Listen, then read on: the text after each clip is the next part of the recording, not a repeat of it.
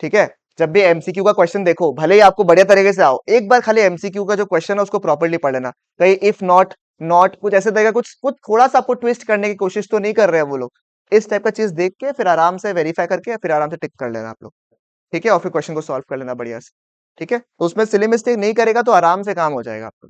ठीक है, तो अब चाहते हो मैक्रो का रिवीजन करूं मैं, या आईडी का पार्ट स्टार्ट करें? मैक्रो का फॉरेन एक्सचेंज।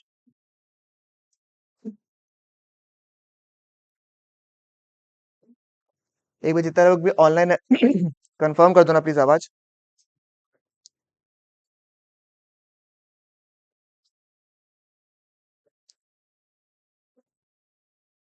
हाँ ठीक। Okay. Foreign exchange rate. Foreign exchange rate में सबसे पहला सवाल जो एग्जाम में अब आने वाला नहीं है, जो कि है फॉरेन एक्सचेंज क्या होता है या फॉरेन करेंसी क्या होता है। इसका मतलब क्या है? Any currency other than the domestic currency of a country is known as what? Foreign exchange या फिर फॉरेन करेंसी। बात बिल्कुल सेम है, अगर फॉरेन एक्सचेंज बोले तब भी बात बिल्कुल सेम है, फॉरेन करेंसी बोले तब भी बात बिल्कुल सेम है। नेक्स्ट क्या है आपका? Foreign exchange rate. Sir foreign exchange rate का मतलब क्या है? The rate at which one currency is exchanged with the other. $1 is equal to rupees 70 is an example of what? Foreign exchange rate. Sir easy करने के लिए हम लोग foreign exchange rate को चॉकलेट में कन्वर्ट करते हैं ताकि समझने में ज्यादा आसानी हो जाए। सर अगर हमारा करेंसी कौन सा हो गया? डोमेस्टिक करेंसी यानी रुपी हमारे केस में, क्योंकि हमने एग्जांपल में क्या लिया है? Rupee as a domestic currency. अगर हमारा करेंसी का वैल्यू फॉल हो जाए in comparison to another currency, तो ये क्या होगा? Currency depreciation. और अगर हमारा करेंसी का वैल्यू बढ़ जाए in comparison to the foreign currency, उसको क्या बोलेंगे अपन? अगर $1 इज इक्वल टू रुपीज 70 था और अब वो $1 इज इक्वल टू रुपीज 80 हो जाए, तो अब मुझे बताइए करेंसी डेप्रिसिएशन है currency appreciation? This is the situation of currency depreciation, क्योंकि सर पहले के मुकाबले हमें ज्यादा दाम देना पड़ रहा है डॉलर के लिए। और डॉलर हमने क्या माना था? चॉकलेट है, तो पहले एक चॉकलेट को खरीदने के लिए 70 रुपीज देना पड़ रहा था। आज कितना रुपया देना पड़ रहा है? 80 रुपया देना पड़ रहा है। This is the situation of what? Currency depreciation. ठीक है, अगर वही $1 इज इक्वल टू रुपीज 65 हो गया तो क्या हो जाएगा आपका? करेंसी एप्रिसिएशन, यानी हमारा करेंसी का वैल्यू क्या हो चुका है? स्ट्रांग हो चुका है। सर अगर currency appreciation, sorry currency depreciation होगा तो यानी कि fall in the value of what? Rupee. Fall in the value of rupee, that means rupee has become सस्ता in comparison to dollar, that means dollar has become what? Strong हो गया वो लोग, यानी कि उस डॉलर को खरीदने के लिए मोर रुपी इज नीडेड। ठीक है, उस डॉलर को खरीदने के लिए what is required? More rupee is needed. यानी कह रहा है इससे with the same amount of dollar, भैया जिस बंदा के पास पहले डॉलर था वो केवल 70 रुपए का सामान इंडिया से लेके जा पा रहा था, राइट? अभी वो $1 से कितना रुपए का सामान लेके जा पा रहा है? 85 रुपीज का लेके जा पा रहा है। यानी वो खुश होगा या दुखी होगा? बाहर का बंदा खुश होगा या दुखी होगा? खुश होगा। तो अल्टीमेटली वो और सामान लेकर आएगा या कम सामान लेकर आएगा? वो और सामान मंगवाएगा, यानी the foreign country will import more goods, that means India has to export more goods, that means currency depreciation will lead to what? An increase in exports. आपको मैंने इसलिए ऊपर का पार्ट भी पढ़ा दिया ताकि आपका लैंग्वेज याद हो जाए कि आपको क्या लिखना है। क्योंकि ऊपर में जो पैराग्राफ है उसी का समराइज नीचे में चार्ट के फॉर्म में बनाया हुआ है आपका। चाल से के आगे बढ़ा। नेक्स्ट बताइएगा। Currency appreciation. ठीक है, करेंसी अप्रिसिएशन। एक सेकेंड एक सेकेंड। ठीक है, बताओ नेक्स्ट क्या है? करेंसी एप्रिसिएशन, यानी हमारा करेंसी का वैल्यू हैज बिकम स्ट्रॉन्गर और the value has increase in comparison to the foreign currency. Dollar नहीं बोलेंगे, फॉरेन करेंसी बोलेंगे, क्योंकि डॉलर हमारे एग्जांपल में लिया है खाली। ठीक है, अब क्योंकि हमारा वैल्यू बढ़ गया है, that means rupaya has become what? महंगा इन कंपैरिजन टू डॉलर, यानी डॉलर क्या हो गया है? वीक हो गया, that means less rupee is needed to buy dollar. यानी कि हम खुश होंगे या नहीं? हाँ सर, क्योंकि पहले मुझे $1 का सामान खरीदने के लिए 70 रुपया देना पड़ रहा था, अभी उसी चीज का कितना रुपया देना पड़ रहा है? 65 देना पड़ रहा है, यानी कि चीज सस्ता हो गया, तो मैं और सामान खरीदूंगा या नहीं खरीदूंगा? मैं मतलब कौन? इंडिया का बंदा या बाहर का बंदा? इंडिया का बंदा, वो और सामान खरीदेगा, that means it will increase the amount of. Understood? ये एग्जाम के लिए बहुत फेवरेट क्वेश्चन है। इसमें घुमा फिर अगर आपको पूछेगा कि कंटिन्यूअसली इंडिया जो है करंट सिनेरियो में, अभी बोलेगा ना, अभी सिचुएशन देखते हुए due to the economic recession India is continuously India's currency is continuously at a decline. ठीक है, but the government is saying it will be a positive termination in the future, can you justify yes और no? तो क्या बोलोगे? Yes sir, because ऐसे से होने से क्या होता है, ultimately the exports of the country also tends to increase. As a result, it might turn into a favorable decision where our foreign exchange reserves will tend to increase. समझ में आया? करेंसी डेप्रिसिएशन करेंसी एप्रिसिएशन के बीच में difference I believe आप सबको आता है, ठीक है? तो मेरे हिसाब से आगे बढ़ने में फायदा रहेगा। Types of foreign exchange rate क्या क्या है आपका? फिक्स्ड है, फ्लेक्सिबल है और मैनेज्ड। फिक्स है, फ्लेक्सिबल है और मैनेज्ड। फिक्स्ड का दूसरा नाम क्या है भाई? Pegged exchange rate system. Flexible का दूसरा नाम फ्लोटिंग एक्सचेंज रेट सिस्टम। और मैनेज्ड फ्लोटिंग एक्सचेंज सिस्टम का क्या नाम है? चर्ची फ्लोटिंग। समझ में आया क्या सर? जो मेरिट्स और डीमेरिट्स है हर एक सिस्टम का, वो सेबा में ज्यादा रेलेवेंट था, सीबीएसई में थोड़ा कम रेलेवेंट है, या फिर हटा भी दिया तो मुझे नहीं ध्यान में है इतना, ठीक है? तो मेरिट्स और डीमेरिट्स जो है वो आप लोग को वैसे तो याद होगा, बट स्टिल ज्यादा इंपॉर्टेंट सेवा में रहा, तो मैं वही स्पेसिफिकली बात करूंगा जो थोड़ा ज्यादा आप लोग के लिए रेलेवेंट रहेगा, ठीक है? तो फिक्स एक्सचेंज रेट सिस्टम में the exchange rate is determined by whom? By the government. The government determines the what? Exchange rate in the case of, ठीक है, फिक्स एक्सचेंज रेट सिस्टम। आप मुझे बताइए द बेसिक पर्पस क्या है government को rate fix करने का? स्टेबिलिटी रहे, ताकि करेंसी जो है एक्सट्रीम मूवमेंट ना करे, ठीक है? जो ये मैंने बोला फिक्स एक्सचेंज रेट सिस्टम, इसमें रेट फिक्स कौन करता है? गवर्नमेंट। बट क्या गवर्नमेंट अपने मर्जी के हिसाब से रेट फिक्स करता है या फिर कोई एक्सटर्नल स्टैंडर्ड के हिसाब से? कुछ एक्सटर्नल स्टैंडर्ड के हिसाब से एक्सचेंज रेट क्या करता है? फिक्स करता है, ठीक है? कुछ एक्सटर्नल स्टैंडर्ड, और ये एक्सटर्नल स्टैंडर्ड जो है वो क्या क्या हो सकता है आपका? गोल्ड भी हो सकता है, सिल्वर भी हो सकता है, या फिर कोई अदर करेंसी भी हो सकता है। जब मैं एक करेंसी का वैल्यू दूसरे करेंसी के साथ में टाई अप कर दूं, वो क्या है? पेगिंग। जब मैंने एक करेंसी का वैल्यू दूसरे करेंसी के साथ में टाई अप कर दिया, यानी दिमाग नहीं लगाया, जो डॉलर का रेट था वही मैंने अपना लिया, उसको मैं क्या कहूंगा? पेगिंग कहूंगा। और जब मैंने प्रॉपर्ली दूसरे करेंसी गोल्ड सिल्वर के हिसाब से रेट को कंप्यूट किया प्रॉपर्ली, उस प्रोसेस को क्या बोलते हैं हम लोग? Parity value. क्या बोलते हैं उसको? Parity value. समझ में आया कि आप लोगों को? पक्की बात, कोई दिक्कत कोई तकलीफ बताइए एक बार के लिए, चलेगा? Is it fine? Is it okay? मुझे बताइए, चिल है बिल्कुल यहां तक? ओके, ठीक है। मेरिट्स एंड डिमेरिट्स पता है आपको, स्टेबिलिटी वगैरह ये सब जो है, इंटरनेशनल कॉम्पिटिटिवनेस, ये सारा पार्ट था आपका। फ्लेक्सिबल एक्सचेंज रेट सिस्टम में कौन रेट डिटरमाइन करता है साहब? Demand and supply. Market forces of demand and supply determines the exchange rate in terms of the flexible exchange rate system. Sir यहाँ पे गवर्नमेंट की इंटरवेंशन बिल्कुल भी नहीं होते, इसको हम लोग फ्लोटिंग एक्सचेंज रेट सिस्टम भी बोलते हैं। इसमें अपन ने सीखा था गोल्डन रूल, याद है किसी को गोल्डन रूल्स? सर अगर डिमांड बढ़ेगा, अगर डिमांड बढ़ेगा तो फॉरेन एक्सचेंज रेट भी बढ़ेगा, अगर डिमांड कम होगा तो फॉरेन एक्सचेंज रेट भी कम होगा, अगर सप्लाई बढ़ेगा तो फॉरेन एक्सचेंज रेट कम होगा, और अगर सप्लाई कमेगा तो फॉरेन एक्सचेंज रेट बढ़ेगा। सही बात है बिल्कुल। यहाँ पे ये गोल्डन रूल्स था जिसको अपना के हम लोग आगे जाके मार्केट रेट भी डिटरमाइन करते थे।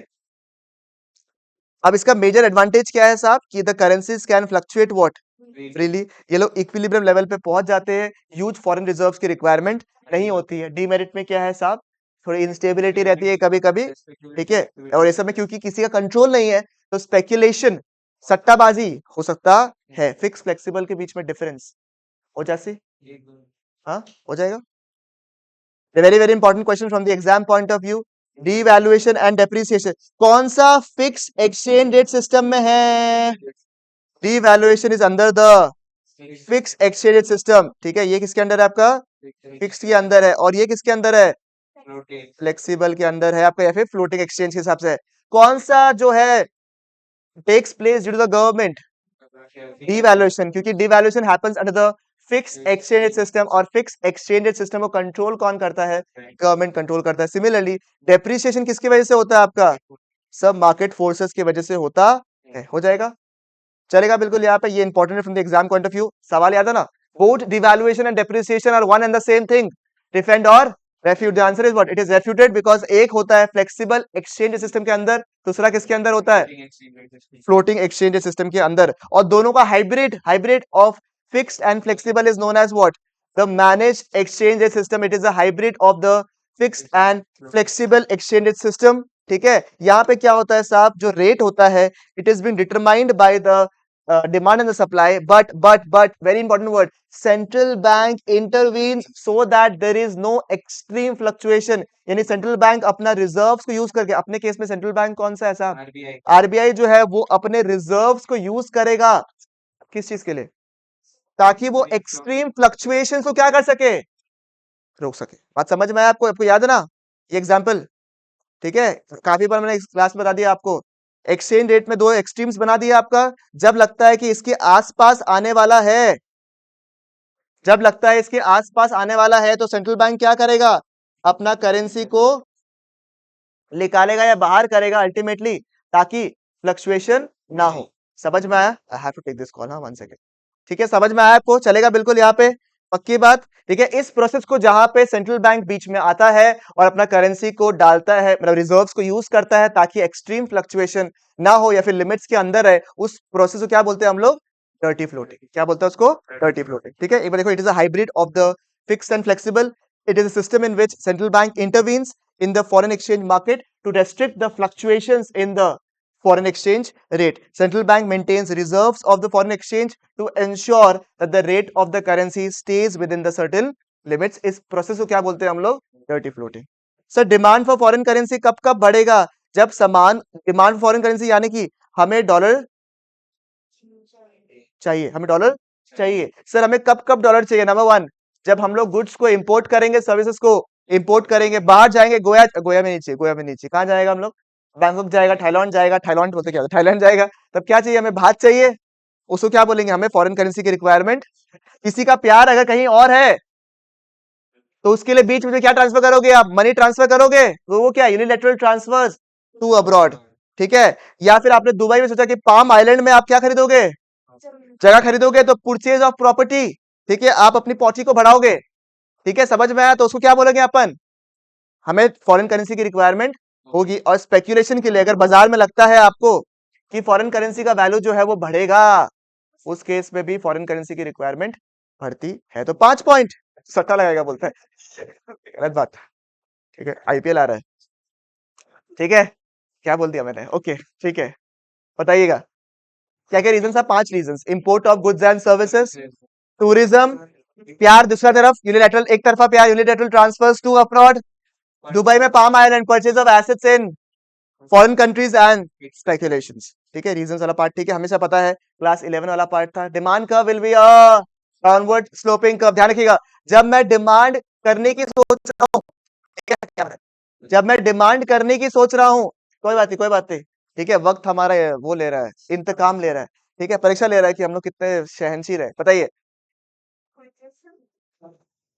नहीं लगेगा, हम उसको पूरा वो कर दिया, स्क्रीन आउट कर दिया इसको।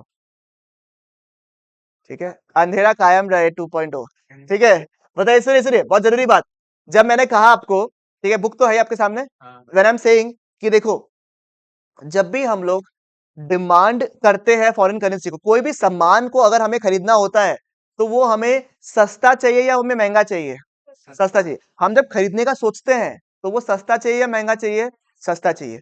बट अगर कई लोग उसको डिमांड करेंगे, तो उसका मार्केट वैल्यू क्या हो जाएगा, उसका मार्केट वैल्यू महंगा हो जाएगा। सुनो, जो हम लोग ने फ्लोटिंग एक्सचेंज रेट सिस्टम में गोल्डन रूल्स को पढ़ा था, वो फ्रॉम द मैक्रो पर्सपेक्टिव था कि कई लोग अगर फॉरेन करेंसी डिमांड करेंगे तो रेट क्या हो जाएगा, बढ़ जाएगा। याद है ना आपको? इसलिए हम लोग जब फॉरेन करेंसी को डिमांड करते हैं, ये वाला चार्ट देखा था अपने, डाउनवर्ड स्लोपिंग कर्व, बराबर। डाउनवर्ड स्लोपिंग कर्व जो है वो क्या है अल्टीमेटली, कि हम किस रेट में फॉरेन करेंसी को डिमांड कर रहे हैं यहाँ पे, यानी कि प्राइस के वजह से क्या हो रहा है, डिमांड कितना करोगे, प्राइस सस्ता मिलेगा डिमांड ज्यादा करोगे, प्राइस कम होगा तो डिमांड कम करोगे। बट अगर तो ये हो गया फर्स्ट प्रोसेस कि कौन से दाम में मेरे को डिमांड करने का इच्छा है। कई चीजों का इसका डिमांड आ रहा है, डिमांड आ रहा है, डिमांड आ रहा है, तो अल्टीमेटली डिमांड ज्यादा की वजह से प्राइस क्या हो जाएगा, बढ़ जाएगा। समझ में? फर्स्ट प्रोसेस प्राइस क्या चाहिए ताकि मैं डिमांड करूं, और कई लोग अगर डिमांड करे, तो उसकी वजह से प्राइस क्या होता है मार्केट में। तो जो ये वाला है, ये कौन सा है, फर्स्ट प्रोसेस, प्राइस क्या चाहिए डिमांड करते वक्त, और कई लोग अगर प्राइस डिटरमाइन करेंगे, तो रेट क्या हो जाएगा। बात समझ में है? तो ये दो अलग अलग चीज है जो को समझना बहुत ज्यादा जरूरी है। इस केस में क्या हो रहा है, डिमांड जब हम लोग करेंगे फॉरेन करेंसी को, तब हमें रेट कैसे चाहिए, रेट हमें कम चाहिए, इसलिए it is a downward sloping curve. कई बार रिपीट कर दिया मैंने, इसलिए मैं इसमें ज्यादा वो नहीं जा रहा हूँ आपका, बोलता ना इसको, किसमें, डेलीकेसी की तरफ नहीं जा रहा हूँ। बात समझ में आया आपको? चलेगा बिल्कुल यहाँ तक? आप मुझे बताइए, क्लियर है? It is a downward sloping curve because if you want to demand for foreign currency, हम सस्ता रेट में चाहते सप्लाई कब कब करेंगे? सप्लाई की वजह से क्या हो रहा है? फॉरेन करेंसी क्या हो रहा है अपने देश में आ रहा है। सर जब हम लोग एक्सपोर्ट करेंगे गुड्स एंड सर्विसेज को तो देश में फॉरेन करेंसी सप्लाई बढ़ेगा। फॉरेन इन्वेस्टमेंट का मतलब याद है ना अपना फेवरेट एग्जांपल, ठीक है, जब फॉरेनर्स इंडिया में इन्वेस्ट करेगा तो देश में क्या बढ़ेगा आपका? फॉरेन सप्लाई जो है वो बढ़ जाएगा आपका। इस इंडिया में कैसे फॉरेनर्स इन्वेस्ट कर सकता है? जो आप देख रहे हो चित्र उसी तरीके से नहीं, कैसे कैसे? एफडीआई और एफआईआई। अगर अगर कंपनी इंडिया के बिजनेस में इन्वेस्ट कर रहा है, माइक्रोसॉफ्ट ने माइक्रोसॉफ्ट इंडिया किया, इंडिया में इन्वेस्ट किया, तो it is an example of FDI, foreign direct investment. और अगर बाहर के लोग are not interested in the business of India but they are just interested in investing into the stock market of the country, वो क्या होगा आपका? FII. बात समझ में आ रहा है क्या आपको? क्लियर है बिल्कुल यहां तक? पक्की बात समझ में आ गया आप लोग को? अगर सिर्फ केवल स्टॉक मार्केट में इन्वेस्ट करने का है तो क्या है? एफआईआई। और इंडिया का बिजनेस में इन्वेस्ट करने का तो क्या है? एफडीआई। दोनों ही केसेस में अपने पास पैसा आ रहा है। एफडीआई वाले केस में इट इज अ 98% श्योरिटी की बंदा पैसा इन्वेस्ट ही इसलिए कर रहा है ताकि वो इंडिया में बिजनेस कर सके, राइट? क्लियर है आपका? ठीक है, सॉरी। आप सुनिएगा बात को। बट एफआईआई में थोड़ा ट्विस्ट है। एफआईआई में क्या है? नो डाउट कि अगर एफआईआई इंडिया में आ रहा है तो वो पैसे इन्वेस्ट करेंगे, बट वो चाह सकते हैं कि पैसों को मार्केट से निकाल भी सके। तो it can be a purchaser, it can be a purchaser of securities, ठीक है, it can be a purchaser of securities. इस केस में क्या होगा? इंडिया का जो शेयर्स है उसको खरीद रहा है और बदले में क्या देगा? Foreign currency. It is a good thing or a bad thing for the economy? Good thing. But अगर लिखा हुआ है it remains a net seller, मतलब क्या हो रहा है? सिक्योरिटीज को वापस सेल कर दिया, बदले में क्या लेके चला जाएगा? डॉलर। तो आपके लिए लैंग्वेज बड़ा इंपॉर्टेंट रहेगा। अगर लिखा हुआ आएगा कि एफआईआई ने खूब पैसा इन्वेस्ट किया towards the securities of the country, तो हमारे पास फॉरेन करेंसी आवत है या जावत है? आवत है। तो फॉरेन करेंसी का रेट क्या हो जाएगा? कम, क्योंकि supply of foreign currency has increase. और अगर लिखा हुआ it becomes a net seller, यानी कि अपना सिक्योरिटीज को बेच दिया है और जो देश में फॉरेन करेंसी था उसको लेकर चला गया है, तो देश में सप्लाई ऑफ फॉरेन करेंसी क्या हो गया? कम। तो रेट क्या हो जाएगा? कई एग्जांपल्स अपन ने किया ये वाला पार्ट में, मेरे हिसाब से कोई दिक्कत होनी नहीं चाहिए, ठीक है, इसलिए मैं फटाफट बता रहा हूँ ये सब पार्ट्स को। क्या चीज?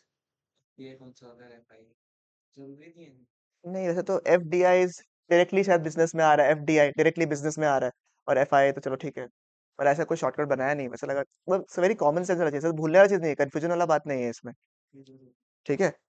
यूनिलैटरल ट्रांसफर से जाता है, वैसे आ भी सकता है, क्या पता तुम्हारा बाहर में कोई प्यार करने वाला है जो तुम्हें पैसे भिजवा रहा है, तो unilateral transfer from abroad and speculation is a common word in both the cases. कभी कभी हमें लोन्स भी मिलता है बाहर से, तो हमारा फॉरेन करेंसी का सप्लाई क्या होता है? बढ़ जाता है। सिमिलरली हमें लोन्स की जगह में ग्रांट्स वगैरह भी मिलता है, उस केस में भी हमारा फॉरेन करेंसी का वैल्यू क्या हो जाता है? बढ़ जाता है। सर सप्लाई जो है, supply is directly related with the exchange rate, hence supply curve is a upward sloping curve, यानी कि सर रेट बढ़ेगा तो सप्लाई भी बढ़ेगा, ठीक है, क्योंकि supply supply is from the sellers point of view, तो सेलर हमेशा क्या चाहेगा कि रेट ज्यादा मिले या कम मिले?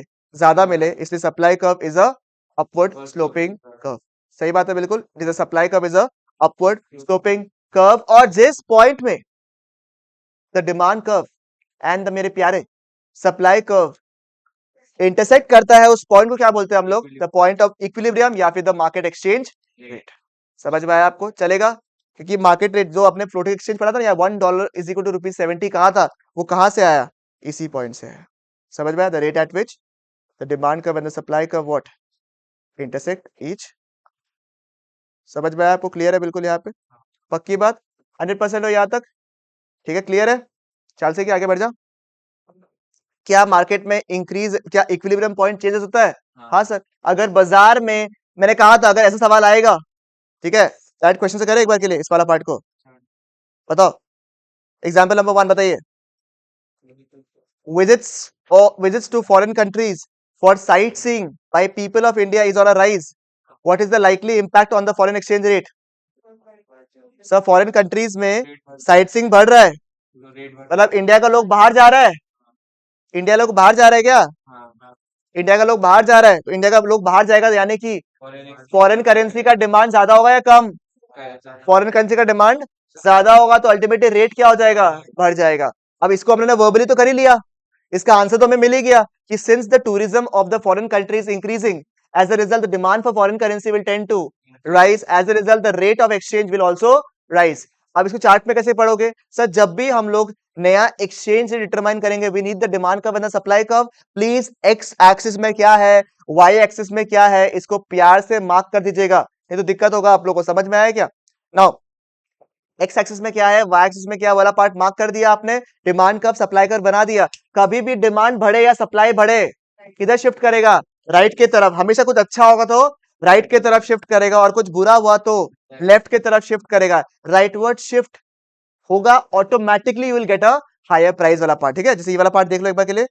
इंक्रीज इन डिमांड से क्या हुआ आपका, राइटवर्ड शिफ्ट हुआ, तो पहले प्राइस यहां था, अब प्राइस क्या हो गया है, बढ़ चुका है। इसका आंसर हमें ऑलरेडी पता है। इसका एक्सप्लेनेशन लिखना मत भूलना, नीचे लिखना है above downward sloping curve is a demand curve of foreign currency and S is the supply curve of the foreign exchange or the foreign exchange supply curve. The point at which both of them intersect is known as the equilibrium point. As there is an increase in demand, it will result in a rightward shift of the demand curve. As a result, the equilibrium price will increase from point E to point E1. खत्म कहानी, full marks. समझ में आया आपको? चल ठीक है, चलो एग्जांपल नंबर 2 बताइए।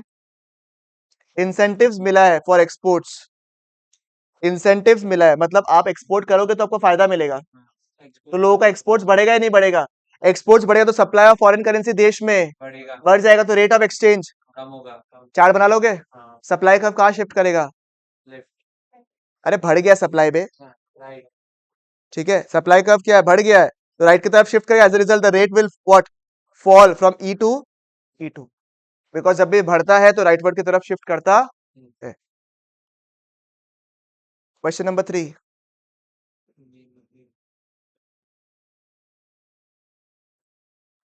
Indian rupee plunged to a all-time low of rupees 74.48. Discuss the impact of the situation on Indian imports. हमारा करेंसी का वैल्यू क्या हो गया है, डेप्रिशिएट। और करेंसी डेप्रिसिएशन में से एक्सपोर्ट्स क्या होता है, बढ़ता है, और इंपोर्ट्स क्या होता है। क्वेश्चन नंबर 4, अच्छा क्वेश्चन है। Question number 4, FII remained a net seller in the Indian capital markets over the last few weeks. Net seller, net seller, net seller मतलब फॉरेन करेंसी देश से जावत है या आवत है, जावत है। सप्लाई ऑफ फॉरेन करेंसी कम हो गया तो रेट ऑफ एक्सचेंज घट जाएगा। Okay, next question number 5, many large MNCs आ रहा है देश में, एफडीआई आ रहा है रे, एफडीआई आएगा तो देश में सप्लाई ऑफ फॉरेन करेंसी बढ़ेगा और एक्सचेंज रेट कमेगा। जो लोग ऑनलाइन कर रहे हैं पार्टिसिपेट करो please. Question number 6, India is taking huge leaps in the index of ease of doing business, यानी कि प्रमोट कर रहा है कि देश में सामान बनाइए, हम आपको कई सारे इंसेंटिव्स देंगे। जो मेक इन इंडिया प्रोग्राम है उसी के तहत है आपका, राइट। तो मेक इन इंडिया के तहत कई लोग, बाहर के लोग इंडिया में इन्वेस्ट करेंगे तो देश में फॉरेन करेंसी का सप्लाई क्या होगा, बढ़ जाएगा। सप्लाई बढ़ेगा तो rightward shift and the rate of exchange will fall. Question number 7, रुपया का वैल्यू काफी डेप्रिशिएट हो गया है, तो इंडिया का वैल्यू अगर डेप्रिशिएट होता है तो एक्सपोर्ट्स बढ़ता है, इंपोर्टर्स के ऊपर इतना ज्यादा प्रेशर आता है। 8 number, devaluation and depreciation are one and the same thing, defend और रेफ्यूट, रेफ्यूटेड दोनों अलग अलग है। एक फिक्स एक्सचेंज सिस्टम में, दूसरा किसमें है, फ्लेक्सिबल एक्सचेंज सिस्टम में है। क्वेश्चन नंबर 9, यूएस ने एलिज किया है चाइना को कि वो लोग जानबूझकर अपने वैल्यू गिरा रहे हैं अपने बेनिफिट के लिए, क्या इसकी वजह से कुछ इम्पैक्ट होता है? हाँ sir, it is a classical case of currency devaluation. Devaluation की वजह से देश का एक्सपोर्ट्स बढ़ता है, फॉरेन रिजर्व्स बढ़ता है। तो जो एक्विजिशन, सॉरी जो एलिगेशन, ठीक है, लगाया है चाइना के ऊपर, इट्स एप्रोप्रिएट एंड एप्ट। समझ में आया आपको? चलेगा, क्लियर है बिल्कुल। यहाँ पे फॉरेन एक्सचेंज मार्केट बोल रहा है, सिलेबस में नहीं है, ठीक है। मैं सिर्फ बोलूंगा, आपको किसी पॉइंट्स पढ़ के चला जाओ। क्या क्या है सर? फॉरेन एक्सचेंज मार्केट का मतलब क्या? It is a market in which the foreign currencies are bought and sold. By chance अगर किस्मत थोड़ा खराब रहा और आ गया तो एटलीस्ट पॉइंट्स तो आता है, it will be better than everybody else. 3 functions था, ट्रांसफर करना पैसा को, हेज करना, हेज मतलब लॉस को कम करना, और क्रेडिट फंक्शन, यानी कि जिसको खरीदना है सामान उनको क्रेडिट में मिलता था। एलसी वाला एग्जांपल दिया था मैंने, एलसी का, लेटर ऑफ क्रेडिट वाला एग्जांपल। 2 टाइप से एग्जांपल के ज्यादा इंपॉर्टेंट, 2 टाइप से फॉरेन एक्सचेंज मार्केट में ऑपरेट कर सकते हो। नंबर 1 स्पॉट मार्केट, अबिच का अबिच खरीदा, अबिच का अबिच बेचा, स्पॉट मार्केट। आपने अभी डील किया फ्यूचर डेट के लिए, forward market. Forward market mainly 2 चीजों के लिए करते हैं लोग बाग, एक तो लॉस को कम करने के लिए और एक स्पेकुलेटिव प्रॉफिट्स कमाने के लिए, ठीक है, चलेगा। with that your entire foreign exchange is swaha in 24 minutes. ठीक है जी, ऑनलाइन कर रहे, एक बार थम्स अप कर दो कि आपको समझ में आ रहा है या नहीं आ रहा है।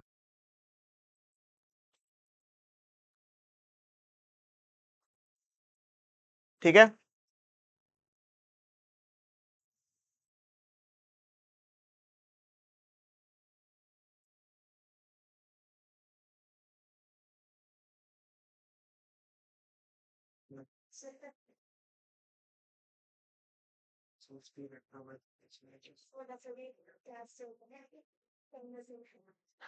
Done.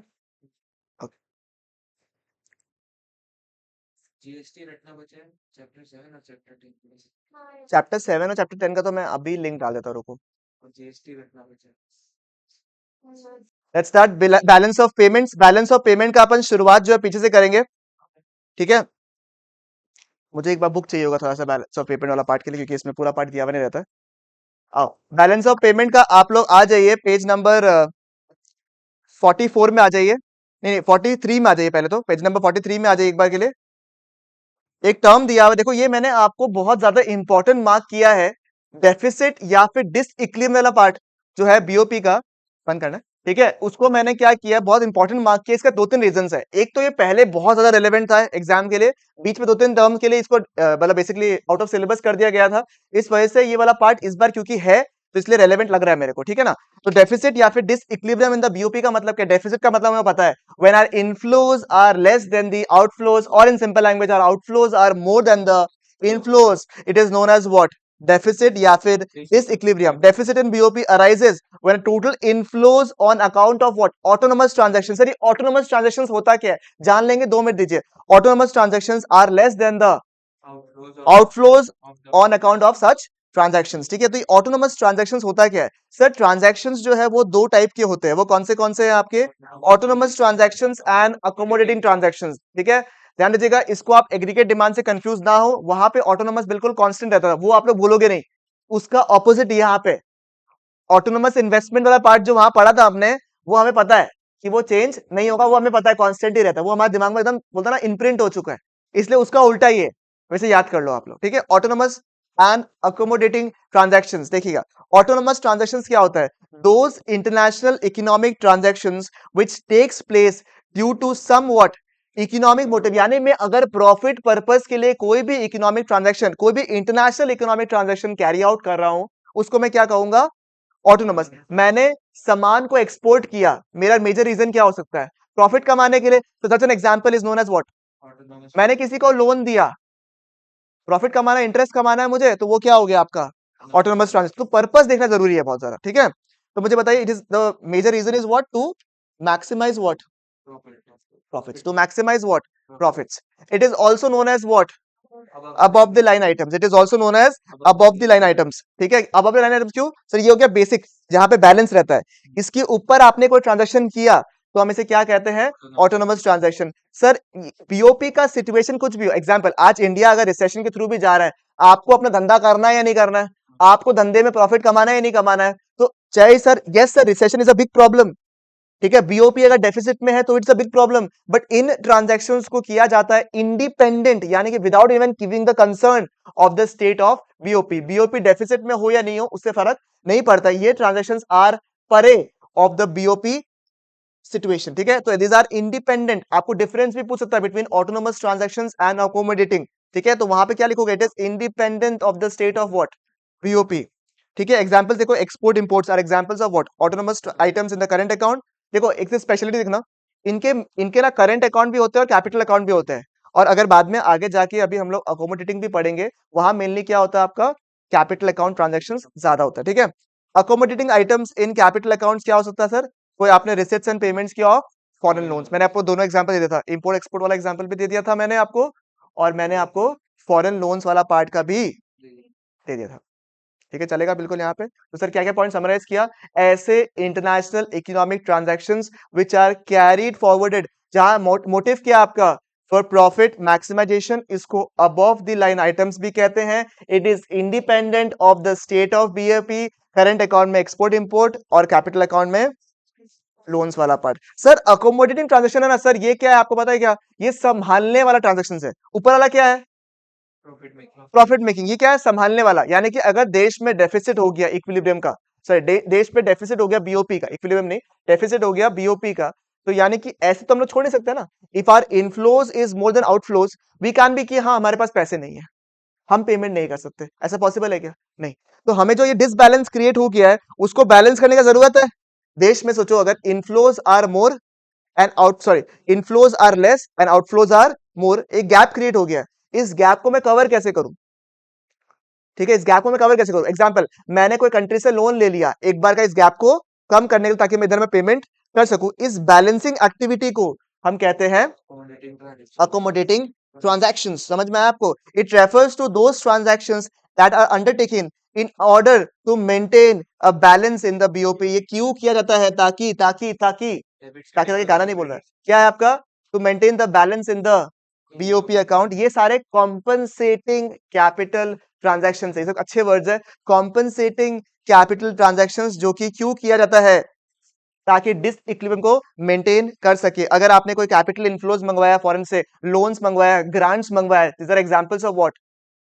Autonomous, sorry accommodating transactions. This are dependent on the state of BOP. उस केस में क्या था? It was independent on the state of BOP. यहाँ पे they are perfectly dependent on the state of BOP. समझ में आया? ये था ऑटोनोमस एंड अकोमोडेटिंग। कौन सा प्रॉफिट मोटिव से करता है?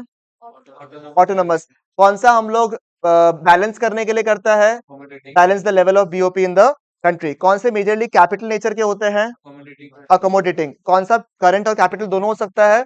Autonomous transactions. कौन सा इंडिपेंडेंट है? कौन सा डिपेंडेंट है? समझ में आ गया आप लोग को? चलेगा बिल्कुल यहाँ तक? पक्की बात, दिमाग में ज़हन सेटिंग हो गया पूरा प्रॉपर्ली सेटिंग? ठीक है, नेक्स्ट। सर डेफिसिट का मतलब समझ में आ गया था कि अब डेफिनेशन पढ़ते हैं अगले वापस। क्या लिखा हुआ है? Deficit in the BOP arises when the total inflows on account of autonomous, autonomous मतलब प्रॉफिट मेकिंग, प्रॉफिट मैक्सिमाइजेशन वाला जो ट्रांजेक्शंस है, वो हम लोग ज्यादा खर्चा कर रहे हैं और इनकम हमारा कम है। Are inflows are less and are outflows are more in the nature of what? इसको क्या बोलते हैं हम लोग? इसके रीजंस क्या है, कॉजेस क्या है? उसमें से मुझे सबसे इंपॉर्टेंट लगता है इकोनॉमिक फैक्टर्स। पर एग्जाम में कुछ भी पूछ सकता है, अगर 6 मार्क के लिए पूछे सारे ही आ जाएगा आपका। इकोनॉमिक फैक्टर्स में क्या क्या है साहब आपका? Number one, developmental activities. सुनो, इसके बारे में तो आपको क्या ही कहे। ठीक है, एग्जाम्पल पाकिस्तान ने या फिर श्रीलंका ने या फिर कई सारे कंट्रीज ने सोचा कि अगर हम ये कनाल बना ले या ये रोडवे बना ले या फिर शिपमेंट बना ले ये चीज, तो हमारा काफी इंपोर्ट एक्सपोर्ट बढ़ जाएगा, कई लोग हमसे ट्रेडिंग करेंगे। उस नजर से लोग बाग अपना डेवलपमेंटल एक्टिविटी कर लेता है, मशीन से इंपोर्ट कर लेता है, टेक्नोलॉजी इंपोर्ट कर लेता है, इंफ्रास्ट्रक्चरल मटेरियल इंपोर्ट कर लेता है। अल्टीमेटली वो लोग क्या करते हैं? उतना फायदा तो होता नहीं है उनको।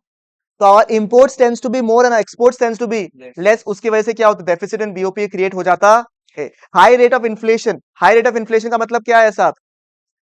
सर देश में जो सामान का दाम है ना, वो काफी बढ़ गया है। तो लोगों को लगता है यार देश से खरीदेंगे इतना महंगा पड़ेगा, उससे अच्छा हम बाहर से खरीद लेते हैं। बाहर की चीजें हमारे लिए क्या पड़ेगी? सस्ते पड़ेगी। सस्ते पड़ने की वजह से हम ज्यादा इंपोर्ट करेंगे, कम देश में यूज बनाएंगे। अल्टीमेटली क्या हो रहा है आपका? डेफिसिट इन बीओपी क्रिएट हो रहा है। Number three, cyclical fluctuation. मतलब साइक्लिकल फ्लक्चुएशन मतलब सर अगर उतार चढ़ाव कंटिन्यूअसली चल रहा है कोई भी इकोनॉमी में, कभी अच्छा पॉजिटिव न्यूज दिया, कभी नेगेटिव न्यूज दिया, तो अल्टीमेटली क्या होगा? आप अगर उछाल चल रहा है भयंकर वाला, तो एग्जाम्पल सोचो क्या हुआ? अचानक से क्या हुआ? कोई आईटी सेक्टर जो था ना, जब कोविड आया, तो जो ऑनलाइन जितने भी कंपनीज थे, उनको कई ज्यादा डिमांड क्रिएट हो गया, बूम क्रिएट हुआ, तो कई लोगों को ने हायर कर लिया कि आ जाओ आ जाओ आ जाओ आ जाओ आ जाओ। ठीक है, ताकि डिमांड को फुलफिल कर सके। जब एक बार उठ गया सब कुछ, तो वापस से क्या हुआ? नॉर्मलाइज हो गया थोड़ा सा, लोग बाग वापस से ऑफलाइन ट्रांजैक्शन करने के लिए रेडी हो गए। उस समय डिमांड उतना रहा नहीं, तो ले ऑफ करते रह गए, ले ऑफ करते रह गए, मतलब एम्प्लॉयज को निकालते गए। तो अल्टीमेटली क्या हो रहा है? ये प्रॉब्लम क्रिएट कर रहा है या नहीं कर रहा है? तो हम भी क्या करेंगे, जब हमारे देश में भी खूब खूब डिमांड होगा, उस वक्त के लिए हम लोग क्या पता अपना डिमांड को पूरा नहीं कर पाए, तो उस डिमांड को पूरा करने के लिए क्या करना पड़ेगा? बाहर से इंपोर्ट करोगे, ultimately again create what? A deficit in BOP. Change in demand. Change in demand का मतलब क्या है साहब? हम लोग कोई चीज इंपोर्ट कर लिया, फिर उसका डिमांड नहीं। ठीक है, एग्जांपल देखो क्या लिखा? Fall in the demand of the countries good in the foreign markets leads to a fall in what? Exports. कोई चीज का डिमांड बहुत ज्यादा क्रिएट हुआ बाहर में, इंडिया के बाहर में, हमें लगा कि खूब एक्सपोर्ट होगा, थोड़ा बहुत हुआ फिर बंद हो गया, तो अल्टीमेटली क्या होगा उसकी वजह से? Deficit in BOP. हमने तो खर्चा कर दिया पूरा। नेक्स्ट, इंपोर्ट ऑफ सर्विसेज, हमें पता है कि खूब सारा सर्विसेज जो है, जैसे वीजा का सर्विसेज हो गया, माइक्रोसॉफ्ट का सर्विसेज हो गया, एंड्रॉइड का सर्विसेज हो गया, तो कई सारे ऐसे सर्विसेज है जो आज भी हम इंपोर्ट करते हैं, ठीक है, उसकी वजह से डेफिसिट इन बीओपी क्रिएट होता है। तो 5 पॉइंट्स है आपका, ठीक है, ठीक है, आप लोग चिड़ो मत, क्या बोल रहे हो, आप लोग चिड़ो मत, ठीक है, आप लोग चिड़ो मत, ठीक है, चिड़ समझ में आ गया तो ओके, ठीक है, आप चिड़ो मत, आपको याद हो जाएगा, ठीक है, चिड़ेगा तो और हालत खराब होगा डेफिसिट का, ठीक है। C stands for cyclical fluctuation, C stands for change in demand, H stands for high rate of inflation, I refers what, import of services, D refers to developmental activities. ये अभी बनाया, इसको मैं ऐड कर देगा, ठीक है। समझ में आया आपको, ठीक है, एक बार वापस पॉइंट्स याद कर लो, cyclical fluctuation, change in demand, high rate of inflation, I stands for import of services and D stand for developmental activities. सब पॉलिटिकल फैक्टर्स तो पता है, पाकिस्तान को देख लो समझ में आ जाएगा, वहां पे पॉलिटिकल इंस्टेबिलिटी भी है, पॉलिटिकल डिस्टर्बेंसेस भी है, जहां इंस्टेबिलिटी है वहां बाहर के लोग इम्पोर्ट सामान वो नहीं करेंगे, ठीक है, इन्वेस्ट नहीं करेंगे, अल्टीमेटली डिसइक्विलिब्रियम क्रिएट हो जाएगा, डिस्टर्बेंसेस होगा तो किसी के ऊपर कॉन्फिडेंस नहीं है, कभी कुछ लॉ बनाया कभी कुछ लॉ बनाया, ultimately no country no company will be interested in investing, as a result वहां पे डिसइक्विलिब्रियम क्रिएट हो जाएगा। सोशल फैक्टर्स क्या है, डेमोन्स्ट्रेशन इफेक्ट, मतलब जो दिखता है वो बिकता है, इसने एप्पल यूज किया, इसने एयरपोर्ट लगाया, बगल में निशा को भी मन किया कि मैं भी ले लेती हूँ, अल्टीमेटली एप्पल कहां से आ रहा है, बाहर से आ रहा है आपका, अल्टीमेटली तो आप इंपोर्ट करना शुरू कर दोगे, अल्टीमेटली अगेन डिसइक्विलिब्रियम क्रिएट हो जाएगा। Change in taste and preferences, आप जो कंज्यूम कर रहे थे उसको कंज्यूम करते करते करते करते करते करते बोर हो गए, तो आप क्या सोचोगे, कुछ वैरायटी होना चाहिए लाइफ में आपका, तो आप क्या करोगे, वैरायटी को कहां से मंगवाओगे, बाहर से मंगवाओगे, तो ultimately it will result in a deficit in BOP. तो बाकी तो इजी है, ठीक है, तो ये था बीओपी का पीछे का पार्ट जो कि ज्यादा रेलेवेंट था, बाकी वाला पार्ट आपके लिए बहुत सिंपल है, ठीक है। बीओपी में दो पार्ट अपन ने देखा था, बीओपी एक पार्ट है और बीओटी एक पार्ट है, याद है आपको, कौन सा ब्रॉडर है रे, BOP is a broader concept in comparison to BOT, ठीक है, क्योंकि BOT consist of only two things, export या फिर इंपोर्ट ऑफ व्हाट, गुड्स, खाली गुड्स, सर्विसेज नहीं है, very good, it results in what, visible items, ठीक है, ये केवल विजिबल आइटम्स को जो आप देख सकते हो, ठीक है, उनको फोकस में डालता है, कौन सा, बीओटी। बीओपी में चार चीजें, एक तो विजिबल आइटम्स है ही, एक इनविजिबल भी है, यूनिलैटरल ट्रांसफर्स भी है और कैपिटल, इनको हम लोग बोलते हैं current account transactions. Capital transactions क्या होता है सर, करंट ट्रांजैक्शंस क्या होता है, जो ना ही कोई एसेट ना ही कोई लायबिलिटी को अफेक्ट करे, उसको हम लोग कहते हैं करंट अकाउंट ट्रांजैक्शंस। और जो ट्रांजैक्शंस, जिन ट्रांजैक्शंस की वजह से एसेट एंड लायबिलिटी अफेक्ट होता है, उसे हम क्या कहते हैं, कैपिटल अकाउंट ट्रांजैक्शंस, ठीक है, चलेगा बिल्कुल। यहाँ पे डायरेक्टली एग्जाम्पल के थ्रू करें, बताइए, आपको जब भी सवाल पूछेगा, जब भी सवाल पूछेगा, अच्छा सुनो एक बार पहले पॉइंट्स कर लेते हैं फटाफट, ठीक है, आइए, ये तो हो गया। अच्छा सरप्लस कब बैलेंस पीओपी कब बोलोगे, जब जितना भी इनफ्लोज है उतना रिसिट्स है वो क्या हो जाएगा, इक्वल टू पेमेंट्स। सरप्लस कब होगा, receipts of foreign exchange is more then the payments. And deficit कब होगा, ठीक है, इसमें आपको पता होगा एक डेबिट साइड आता है और एक क्रेडिट साइड आता है। अगर पैसे, अगर फॉरेन करेंसी जावत है, डेबिट साइड, अगर फॉरेन करेंसी आवत है, इस बार expect good questions from BOP, ठीक है, अगर आप पिछला कितने इतने सारे पेपर्स देखोगे ना, यू विल सी कि बीओपी के खूब सारे सवाल पूछते हैं, ठीक है, तो you have to be extreme, ये आपका पंची चैप्टर है, इसको फुल मार्क्स नहीं लाया तो आपकी गलती होगी, यहाँ किसी और की गलती नहीं हो सकती, यहाँ आपकी गलती होगी, समझ में है। जब भी आपको सवाल पूछेगा कि कौन से अकाउंट साइज में आ रहा है, आपको ये बताना है कि कौन सा साइड में आएगा सबसे पहले, कि पैसा आवत है या पैसा जावत है, आवत है तो क्रेडिट साइड, जावत है तो डेबिट साइड, पहले ये बताना है। फिर देखना है कि क्या इस ट्रांजेक्शन की वजह से एसेट या फिर लाइबिलिटी अफेक्ट हो रहा है क्या, if the answer is yes तो क्या होगा आपका कैपिटल अकाउंट, और अगर बोलेगा ना तो करंट अकाउंट ट्रांजेक्शंस। बात समझ में आया आपको, चलेगा बिल्कुल यहाँ तक, पक्की बात, कोई दिक्कत कोई तकलीफ, ठीक है, ये मैंने डिस्कस ऑलरेडी कर लिया है, ठीक है। करंट अकाउंट में क्या क्या आता है आपका, export and import of goods. अगर मैंने बोला एक्सपोर्ट ऑफ गुड्स तो पैसा आवत है या पैसा जावत है, आवत है, एक्सपोर्ट जब करते हो तो सामान पैसा आता है, तो क्रेडिट साइड, क्या एसेट लायबिलिटी इफेक्ट होता है, नहीं, तो करंट अकाउंट ट्रांजैक्शन। अगर मैं बोलूं इंपोर्ट ऑफ गुड्स, पैसा जावत है, debit side of the current account of BOP. Services हम इंपोर्ट कर रहे हैं, पैसा जावत है, debit side of the current account of BOP. And similarly आपको पता है एग्जांपल दिया, देखो यहाँ पे शिपिंग इंडस्ट्री, बैंकिंग, ये सब कुछ वर्ड लिखा ना कि हमने बैंकिंग सर्विसेज अवेल किया, हमने वीजा का सर्विसेज अवेल किया यूएस से, तो इससे पैसा जावत है, debit side of the current account of the BOP. Next, unilateral transfers के एग्जांपल्स क्या क्या, देखो यहाँ पे सर आपको बाहर से गिफ्ट्स मिला, क्या एसेट लायबिलिटी अफेक्ट हो रहा है? नहीं। क्या पैसा आ रहा है? हाँ। हाँ, ultimately credit side of the current account of BOP. Donations मिला, क्रेडिट क्या एसेट लायबिलिटी क्रिएट हो रहा है? नहीं। नहीं, क्रेडिट साइड ऑफ द, कर आपने डोनेशन दिया, debit side debit side of the current account. Personal remittances मतलब किसी ने पर्सनल लेवल पे पैसा ट्रांसफर करवाया, debit side of the current. अगर बाहर से पैसा आया, credit side of the current account. ठीक है, तो ये वाला पॉइंट आप लोगों को याद ही है, अपन इसके साथ में पढ़ते थे हमेशा। ठीक है, कैपिटल अकाउंट ट्रांजैक्शंस क्या होते हैं साहब? जिसकी वजह से कोई एसेट या फिर लायबिलिटी अफेक्ट होगा। अगर आपने किसी को, आपने कहीं कोई कंट्री से बोरो किया पैसा, तो क्या पैसा आ रहा है या पैसा जा रहा है? अपने आप से पहले ये पूछो, आ रहा है। सर बोरो करते हैं पैसा तो पैसा एक बार के लिए आ रहा है, ठीक है, तो क्रेडिट साइड। क्या इसकी वजह से कोई एसेट लायबिलिटी क्रिएट हो रहा है? हाँ सर, लायबिलिटी क्रिएट हो रहा है, तो which account? Capital account transaction. बात समझ में आया आपको? चलेगा। एंड सिमिलरली अगर देखो बोरिंग्स जो है ना, बोरिंग्स, उससे हमारे पास में पैसे आ रहे हैं। लेंडिंग्स मतलब जनरली पैसे देना। अगर किसी को पैसा लेंड किया हमने, मतलब क्या हुआ? पैसे दिए हैं, पैसे गए हैं, मतलब डेबिट साइड। क्या इसकी वजह से कोई एसेट और लायबिलिटी क्रिएट हो रहा है? हाँ sir, that is why it will be recorded in the capital account. ठीक है, investments to and from abroad, बाहर से अगर एफडीआई आया, एफआईआई आया, ठीक है, किसी ने प्रॉपर्टी खरीदने की कोशिश की, अल्टीमेटली ये तीन चीज का एग्जांपल बनता है बेसिकली। ठीक है, कोई बिजनेस में इन्वेस्ट किया, एफडीआई आया, तो अल्टीमेटली पैसा आवत है या जावत है? आवत है। क्या एसेट क्रिएट हो रहा है? हाँ सर, क्रिएट हो रहा है, तो अल्टीमेटली क्या हो रहा है आपका? Credit side of the capital account. और वही सिमिलरली क्या इंडियंस लोग भी बाहर में इन्वेस्ट कर सकते, नहीं कर सकते? शाहरुख खान ने दुबई में खरीदा प्रॉपर्टी, पैसा गया या आया? पैसा गया। पहले अपने से ये पूछो, पैसा आया या पैसा गया? Number two, asset liability affect हुआ या नहीं? अगर गया तो किधर रिकॉर्ड होगा? Debit side of the capital account. ठीक है, लास्ट ईयर इंपॉर्टेंट था आपका। इसको किससे लिंक किया था अपन ने?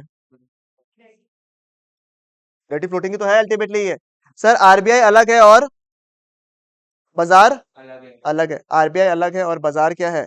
अलग है। अगर आरबीआई के पास में पैसे हैं, एक्स्ट्रा फॉरेन करेंसी है, उसने मार्केट में डाल दिया, तो हमारे पास में फॉरेन करेंसी आ रहा है या जा रहा है? आ रहा है, बट इसकी वजह से हमारी लायबिलिटी बढ़ रही है, क्योंकि हम अलग है और मार्केट, सॉरी आरबीआई अलग है और मार्केट अलग है। तो इसमें कहाँ रिकॉर्ड होगा आपका? Credit side of the capital account. ये कहाँ रिकॉर्ड होगा? अगर मार्केट से निकाल के फॉरेन रिजर्व्स आरबीआई ने अपने पास रख लिए, debit side of the, clear है क्या? चलो एकदम यहाँ तक। ठीक है, अब मुझे बताइए, अगर देश में आपने पैसे बोरो किए हैं, जब हमने पैसे बोरो किए हैं, तो हमें बदले में क्या देना पड़ेगा? इंटरेस्ट। इंटरेस्ट से पैसा आ रहा है या जा रहा है? जा रहा है। क्या इंटरेस्ट कंपोनेंट से, केवल इंटरेस्ट कंपोनेंट जो है, क्या उसकी वजह से कोई एसेट लायबिलिटी अफेक्ट होता है? नहीं, तो किधर रिकॉर्ड होगा आपका? करंट अकाउंट का which side? Debit side. Similarly अगर मैंने कोई प्रॉपर्टी में, मैंने पाम आइलैंड में जमीन खरीद रखा था, याद है आपको, दुबई में, तो उससे मुझे रेंट मिलता है, तो पैसा आ रहा है जा रहा है? आ रहा है। क्या एसेट लायबिलिटी अफेक्ट हो रहा है इससे? नहीं, तो कैसे रिकॉर्ड होगा आपका?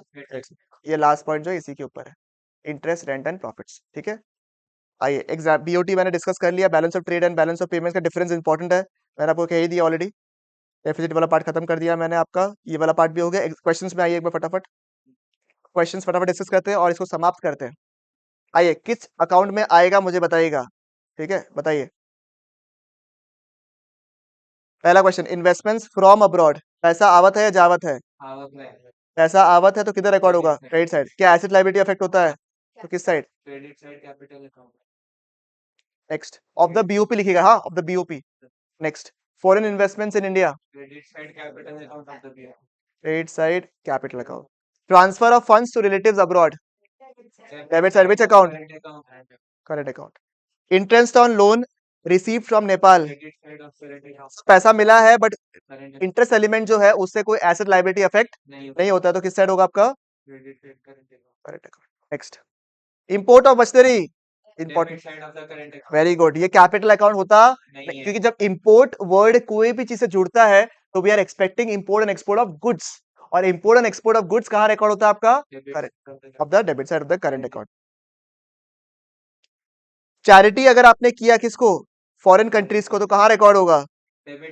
सब पैसा गया है तो डेबिट साइड। क्या इसकी वजह से एसेट लायबिलिटी अफेक्ट होता है? नहीं, तो current make in India programme की वजह से क्या होगा, पैसा देश में आएगा आएगा, credit side of the capital account capital account, ठीक है, क्योंकि जो आता है उसकी वजह से हमारे दिमाग में हेडेक हो गया ना, क्योंकि पैसा लेके जाएगा वो लोग। इंपॉर्टेंट क्वेश्चन, इसमें दोनों क्वेश्चन आता है, ये इंपॉर्टेंट क्वेश्चन है from the exam point of view.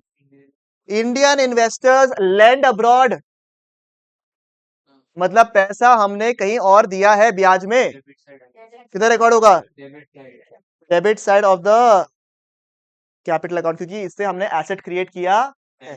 Question number 2, explain the impact of this lending on the market exchange rate. Land किया सप्लाई कम लैंड किया मतलब फॉरेन करेंसी का अपना देश में सप्लाई क्या हो गया है, कम हो गया, रेट ऑफ एक्सचेंज बढ़ गया बढ़ जाएगा। चार्ट बना लोगे आराम से, 4 से 5 मार्क का सवाल आ सक जाओगे। Very good.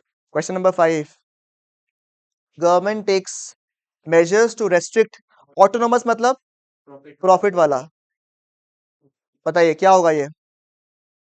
देश में अगर ऑटोनोमस इंपोर्ट्स ऑफ गोल्ड को रोक रहे हो आप, फॉरेन रिजर्व तो फॉरेन रिजर्व्स क्या हो जाएगा, बढ़ जाएगा ना पहले से। फॉरेन रिजर्व बढ़ाना चाहिए अगर अब जो है हम लोग गोल्ड इंपोर्ट नहीं करने दे रहे हैं आपको, तो उससे क्या होगा आपका, फॉरेन रिजर्व बढ़ जाएगा फॉरेन रिजर्व जो है वो क्या हो जाएगा, फॉरेन रिजर्व हमारे पास जो रिजर्व है, पहले मेरे को गोल्ड खरीदने का है, तो मैं गोल्ड खरीदेगा, बदले में क्या देगा, पैसा देगा। वो पैसा क्या होता है, फॉरेन करेंसी तो हो गया, अब मैंने रोक दिया इसको इंपोर्ट करना, तो फॉरेन रिजर्व बच गया अपने पास में, तो रेट ऑफ एक्सचेंज क्या हो जाएगा, पहले से कम हो जाएगा। ठीक है, तो ये अगर सवाल एक बार में सका नहीं है आप लोग, तो ये देखना आप लोग क्वेश्चन नंबर 5 को, ठीक है, ये ऑलरेडी हो चुका है। decides to maintain the foreign reserves It might, नहीं, the government tries to correct the situation of deficit BOP by reducing the amount of imports so that the foreign exchange tends to foreign reserves tends to increase, and as a result increase कैसे होगा base में maintain होगा ना increase maintain मतलब foreign reserve, हाँ, maintain the foreign reserve, as a result the foreign exchange rate will gradually decrease।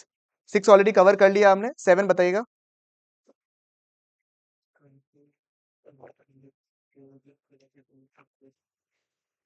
A country with a trade deficit cannot have a current account surplus in the BOP। ये दो सवाल का जवाब जो है, आप लोग संदीप गर्ग वाला पार्ट से आंसर रीड कर लो एक बार, ठीक है। आप, हाँ, आंसर समझ में आ जाएगा आपको, एक बार रीड कर लीजिए दोनों क्वेश्चन को, ठीक है। ये वाला कार्तिक के पास किताब नहीं है ना, सब ले लेना फोटो, ठीक है। अभी अपने उसमें भी दिया, क्वेश्चन बैंक में भी है ये वाला क्वेश्चन, एक बार देख लेना। ये तो एक बार फटाफट एक्सेसिबल है, तो देख लो अभी फटाफट कर लो। आई थिंक यही दो सवाल मेन ट्रिकी क्वेश्चंस है एग्जाम पॉइंट ऑफ व्यू से, समझ में आ जाएगा, बस लैंग्वेज के लिए पढ़ा रहा हूँ आपसे, ठीक है। पढ़ लो 1 मिनट, उसके बाद मेरे हिसाब से तो बीओपी में हमारा कंप्लीट हो चुका है। Foreign exchange and BOP is done, it's around 48 minutes, वो चैप्टर्स डन। मिल जाएगा, ये क्वेश्चन है। नंबर ग्रुप पे भी शेयर कर देना।